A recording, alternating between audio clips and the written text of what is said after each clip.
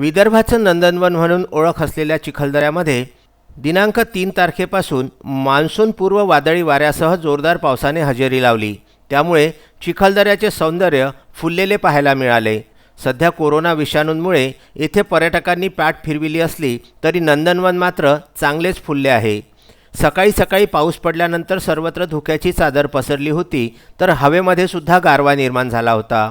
विदर्भाचं नंदनवन असलेल्या मेळघाटामधील चिखलदऱ्यामध्ये साधारणतः 7 जून नंतर मुसळधार पावसाला सुरुवात होते, परंतु यावर्षी जून महिन्याच्या सुरुवातीला आलेल्या निसर्ग चक्रीवादळामुळे वातावरणामध्ये बदल झालेला आहे।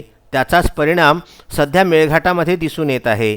3, 4 आणि 5 तारखेला सुद्धा सकाळी आलेल्या जोरदार पावसामुळे हवेत कमालीचा गारवा आल्याने पर्यटन नगरीवर अक्षरशः धुक्याची चादर पाहायला मिळाली। सध्या लॉकडाऊन असल्याकारणानं राज्यातील सर्वच पर्यटन क्षेत्र ही बंद आहेत, त्यामुळे चिखलदरा सुद्धा पर्यटकांविना ओस पडलेला आहे। Vidarbha news bureau, Amravati.